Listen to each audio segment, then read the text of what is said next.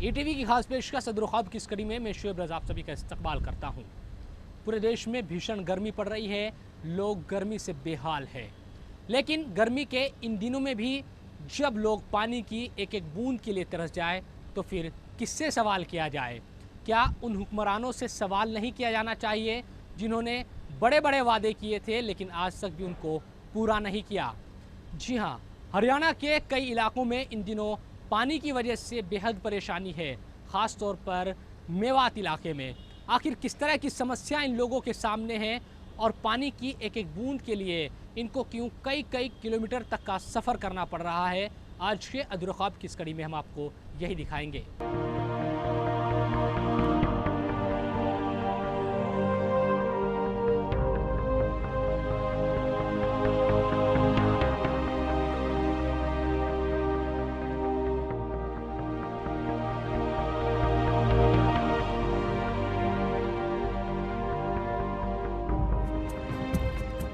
मई जून के महीने में आसमान से जब सूरज आग बरसाता है तो इंसान ही नहीं, जमीन की कोख भी खुश्क हो जाती है। एहसास प्यास की शिद्दत का होता है तो किसी भी इंसान को हलक तर करने के लिए 2 घूंट की जरूरत बार बार पड़ने लगती है। इंसान हो या जानवर, बिना पानी के कोई जिंदा नहीं रह सकता। लेकिन क्या किया जाए जब इंसानों को पानी की एक एक बूंद के लिए तरसना पड़ जाए? वो चाहकर भी अपने हलक को तर ना कर पाए। जिस्म को झुलसाने वाली इस धूप में जब कोई इंसान बाहर निकलने से भी कतराता है, तब भी हरियाणा की पुन्हाना, नगीना और दूसरे कई इलाकों में महिलाओं की कतारें पानी की तलाश में कई कई किलोमीटर पैदल चलती हैं। जहां देखो इन इलाकों में आपको सर पर पानी का वजन ढोने वाली महिलाएं नजर आ जाएंगी। गर्मी बढ़ने के साथ साथ हरियाणा के कई इलाकों में पानी की बड़ी समस्या पैदा हो गई है। खासतौर पर हरियाणा के नूंह और आसपास के इलाकों में ये समस्या लगातार बढ़ती जा रही है। नूंह से कुछ ही दूरी पर मौजूद जोगीपुर की ये औरतें कुएं पर बैठकर कपड़े धो रही हैं। तपती दोपहरी में इन औरतों को ये काम रोजाना करना पड़ता है। गांव में पानी नहीं है और इस कुएं का पानी भी पीने लायक नहीं, लिहाजा हर रोज गांव की सभी महिलाएं इकट्ठा होकर लंबी दूरी तय करके कुएं पर आती हैं और कपड़े धोकर वापस जाती हैं। ऐसा हमेशा से होता आया है और महिलाओं को कोई उम्मीद भी नहीं जगती कि आगे कुछ परेशानी हल हो पाएगी।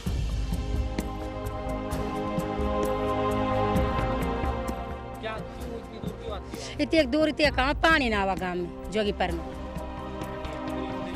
हाँ, पूरी जिंदगी हो गई ऐसे ही।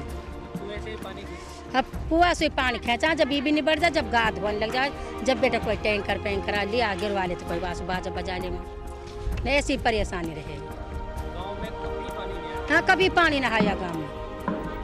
क्या क्या ये यहाँ आप कपड़े और ये फिर ले भी आती है पानी घर के? हाँ, पानी भी ले जाओ भर के बेचारी वहाँ पर लो, खर्चा लो। सारी औरतों को? हाँ, सारी औरत ऐसी डाल।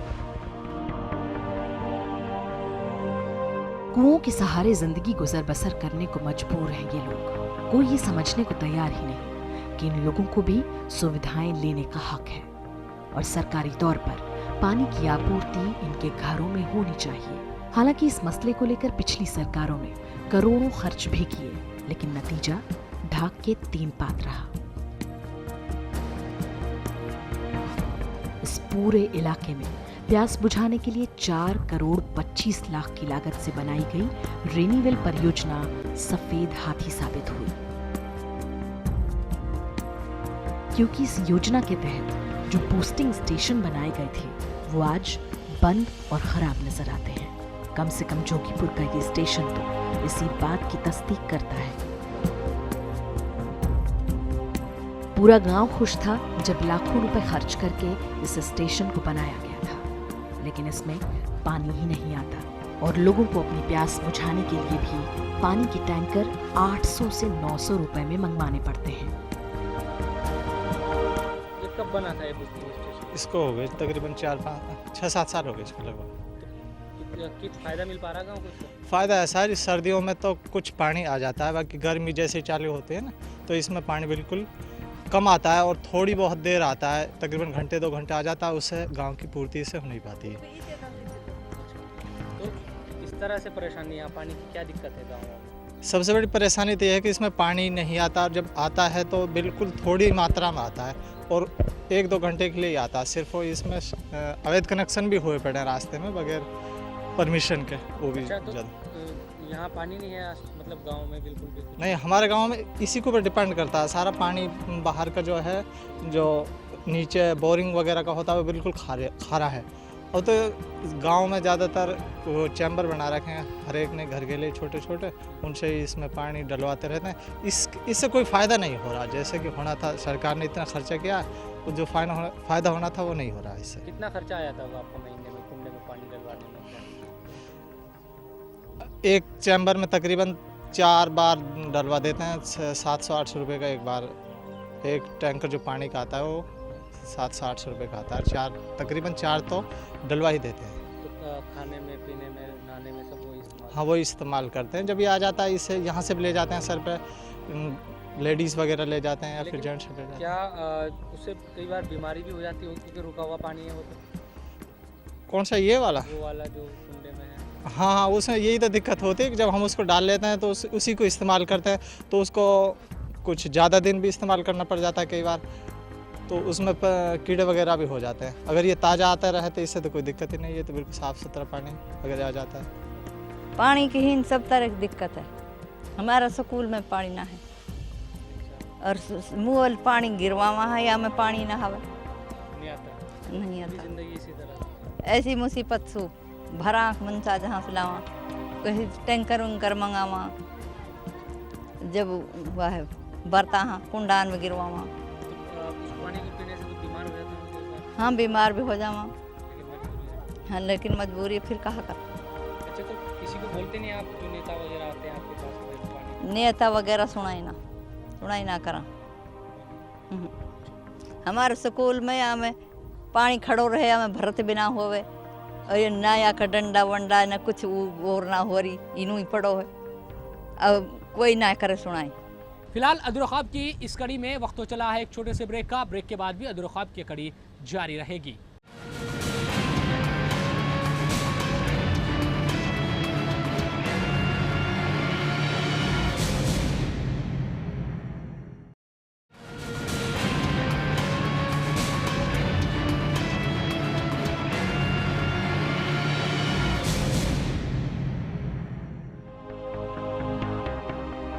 इस पूरे इलाके में आप कहीं भी चले जाएं, हालात एक जैसे ही नजर आते हैं। इलाके के लोगों को पता है कि सरकारी तौर पर उनको पानी की दिक्कत से निजात नहीं मिलने वाली, लिहाजा सबने अपने अपने घरों में टैंकर से आने वाले पानी जमा करने के लिए कुंडा बनवा रखा है।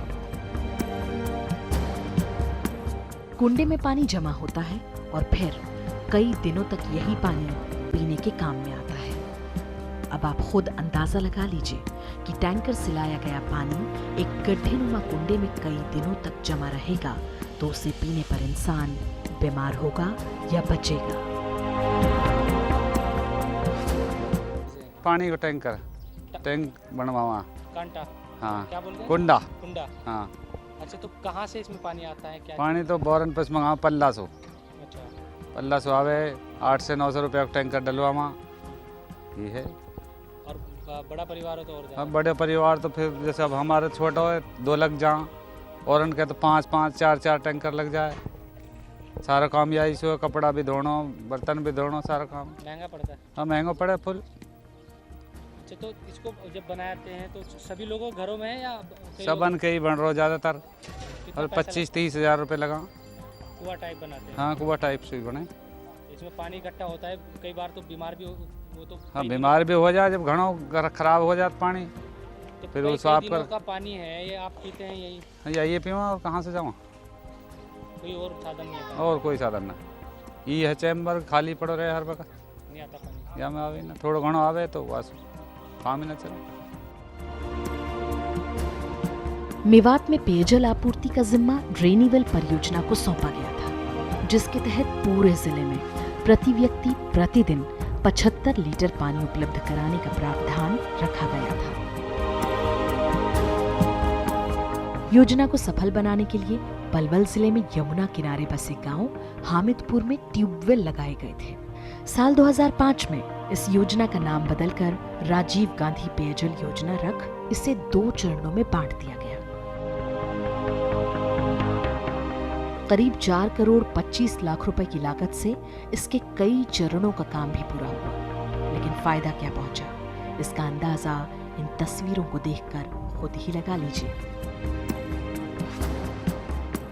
कुंडे में जमा होने वाला पानी सेहत के लिए भी सही नहीं है, क्योंकि कई दिनों पुराना पानी इंसान अगर पिएगा तो वो बीमार ही हो जाएगा।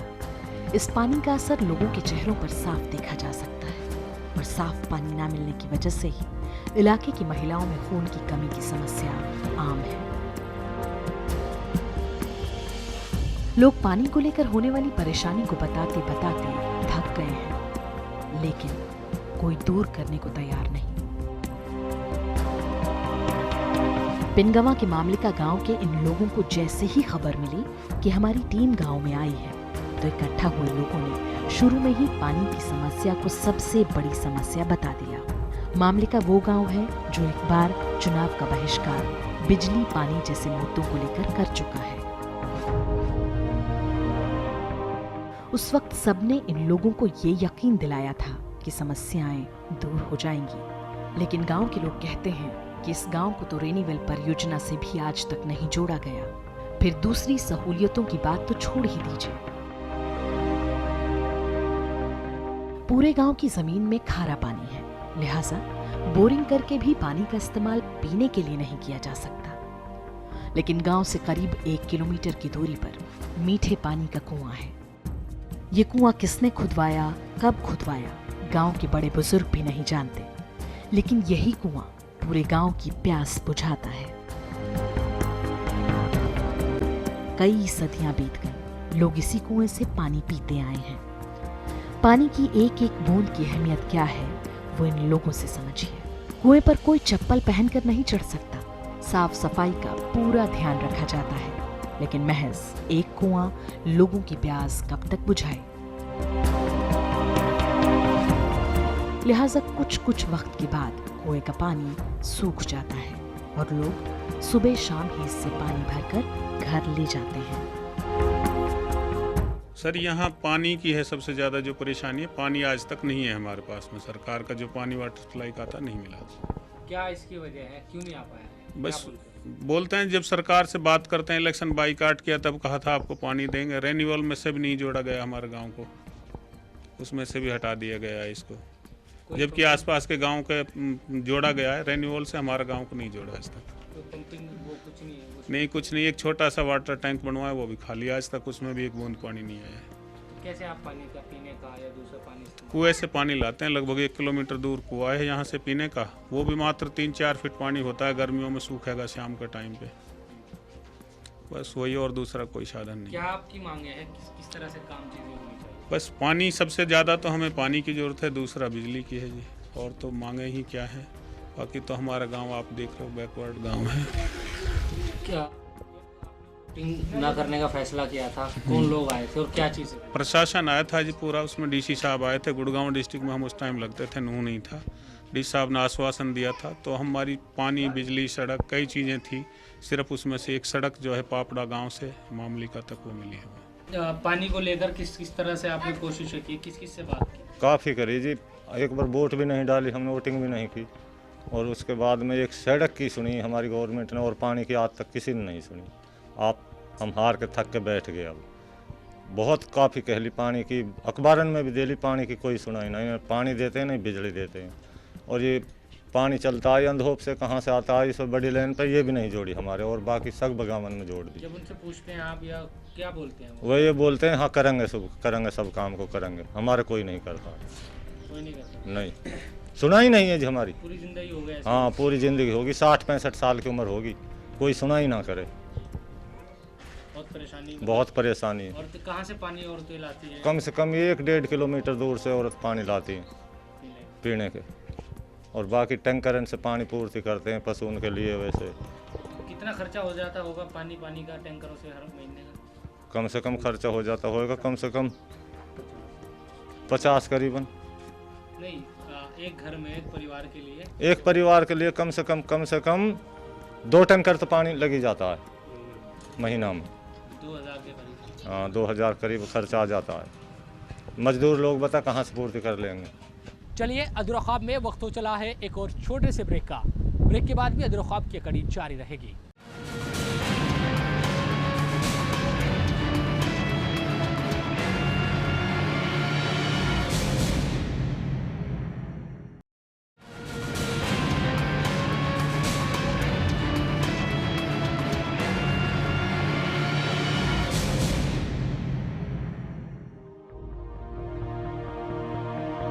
सुबह 4 बजते हैं तो औरतें सर पर घड़ा और दूसरे बर्तन रख कुएं पर पहुंच जाती हैं। सूरज की किरणें जब धरती पर फैलना शुरू होती हैं, उससे पहले ये महिलाएं कई चक्कर पानी के घड़ों का लेकर घरों में पहुंच जाती हैं।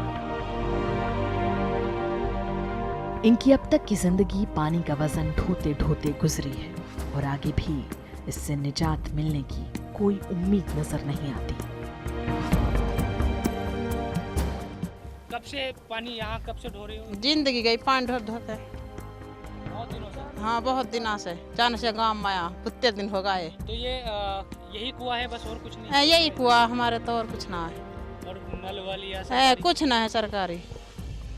तो परेशानी होती हाँ, है? परेशानी ना, नहीं टेंट भी गंजी हो जा। तो ये सुबह किस टाइम आते हो? सुबह में जब 4 बजे में सुबह अजान से पीछे ही आ जाए।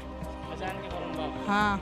और शाम को भी ऐसे ही? हाँ, सांझ को वैसे आवे, काम भी कुछ ना हो या पानी का चक्कर में। दिन भर पानी? हाँ, दिन भर पानी ढोवे। सुबह जब भी उठती है ना बहर औरत, उठते ही यहाँ आती है पानी के, तो पानी के लिए उठती है तो यहाँ पूरे दिन पानी ढोती है। ये खारी पानी पीने का काबिल का भी नहीं है सर। अगर गांव में कोई बारात वगैरह मेहमान वगैरह आ जाए तो उसके लिए भी आधी कीचड़ पी लानी पड़ती है हमने सर। इतनी परेशानी है। अब आप भी देख रहे हो, आपके सामने भी क्या हाल हो रहा है, इतनी परेशानी। और यही कुआ है सर जो भी है, इसका भी पानी टूट जाता है कभी कभी, बिल्कुल एकदम कीचड़ भर के ले जाती है। हमारी बहन बेटी है जो एकदम कीचड़ भर के ले जाती है, उसी को छान के सर पीना पड़ता है। हमने कपड़ा से छान के उसी को पीना पड़ता है। तो सुबह से और शाम तक? सुबह से शाम तक यही काम है जी, और कोई काम ही ना है। इसको कभी मतलब गैप दे के पानी के लिए, इसका भी आपके सामने पानी ख़त्म हो जाता है, इसमें भी पानी नहीं है, पानी की पूर्ति नहीं होती है सर। और कोई सरकारी नल वगैरह कुछ नहीं है इस गांव में सर। कपड़े धुलने हो, नहाना हो या फिर पीने का पानी लाना, इन इलाकों में आज भी ये कुआं ही एकमात्र सहारा है। मुश्किल इस बात की है कि कई कुओं में खारा पानी है जो पीने के लायक ही नहीं, और कई में अगर है भी तो वो सूखते जा रहे हैं। आप मेवात के नूह, नगीना, पुन्हाना कहीं भी चले जाएंगे, महिलाओं का जमघट पानी सर पर ढोते हुए मिल जाएगा। इस पूरे इलाके में पानी की इतनी बड़ी समस्या है कि लोगों को बहुत ज्यादा दुश्वारियों का सामना करना पड़ता है।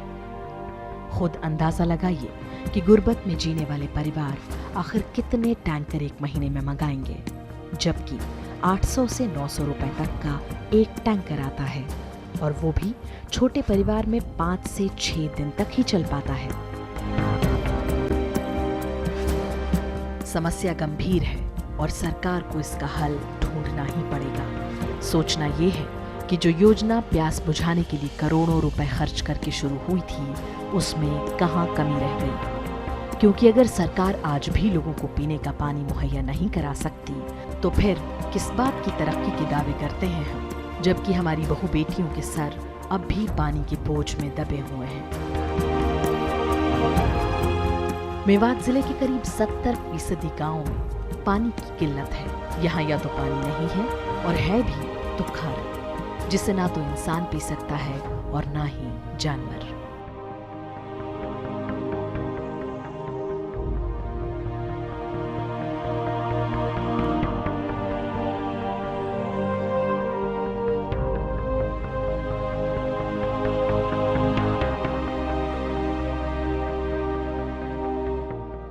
तो इसको विडंबना ही कहा जाएगा कि इन लोगों से लगातार वादे किए जाते रहे कि घरों तक पानी पहुंचा दिया जाएगा, लेकिन आज भी पानी का बोझ सर पर लेकर ये लोग कई किलोमीटर पैदल चलने को मजबूर है। आखिर कब इनकी सुध ली जाएगी हुकूमत को ये सोचना होगा। फिलहाल आज के अदर ख्वाब की इस कड़ी में इतना ही। मुझे और मेरी पूरी टीम को दीजिए इजाज़त। फिर मुलाकात होगी नई कड़ी के साथ। देखते रहिए ATV न्यूज़।